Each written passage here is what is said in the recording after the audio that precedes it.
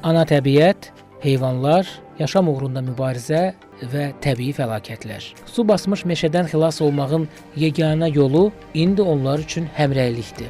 Bəli, mayın 20-sində Azərbaycan Kinematografçılar İttifaqı kinosevərlərə, xüsusilə animasiyaya üstünlük verən tamaşaçılara əsl bayram bəxş etdi.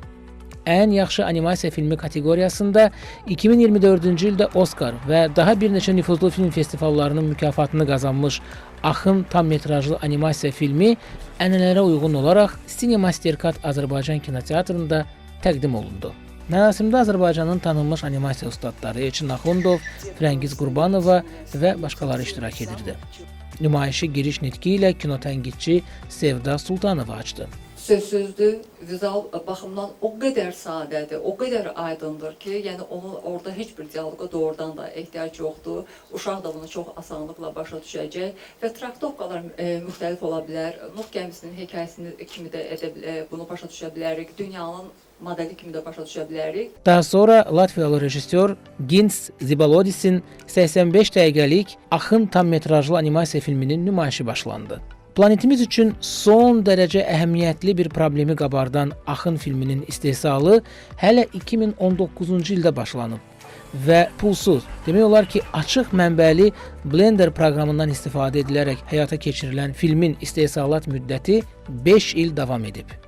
Dinamik səhnələr və plastikası ilə film dünya kino tənqidçilərinin, eləcə də animasiya ustadlarının diqqətini cəlb edib.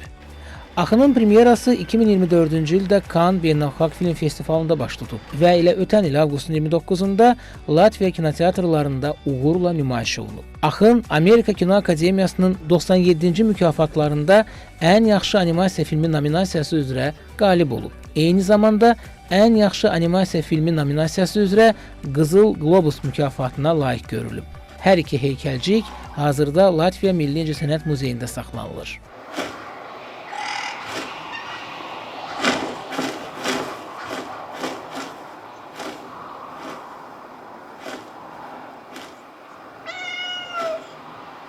Nümayişdən sonra kino tənqidçilər Sevda Sultanova və İlqar Quliyevin moderatorluğu ilə müzakirələr başlandı.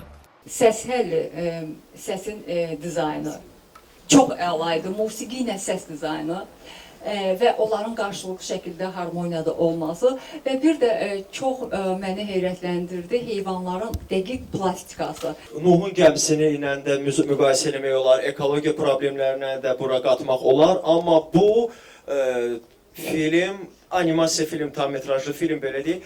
Bu bilavasitə 21-ci əsrin postmodernizm manifestidir. Burada hər tərəflə bu belə bir çox şaxəli bir ekran əsəridir və burada hər bir mövzuya toxunub. Ən əsası filmin adında da açar. Axın. Ничего пока существует Земля, будет этот периодический хаос. И это периодическое состояние здесь было показано несколько раз. То есть здесь дана вся жизнь человеческая Земли через вот эти существа, которые похожи на нас в принципе. То есть все живое идет от энергетики Земли.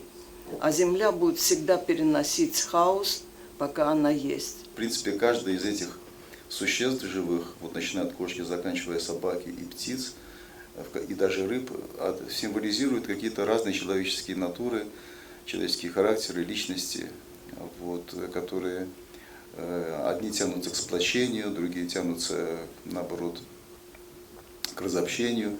И, в принципе, наверное, по большому счету, если бы этот фильм был бы о людях, по большому счету, то он бы гораздо раньше закончился, нежели тот, который мы сейчас увидели. Dünya kino tənqidçiləri Axın animasiya filmini istifadə edilən texnikalara və plastikaya görə yenilikçi animasiya kimi təqdim ediblər. Film son bir il ərzində Toronto, Ottawa, Busan, Melbourne və digər beynəlxalq film festivallarında uğurla iştirak edib.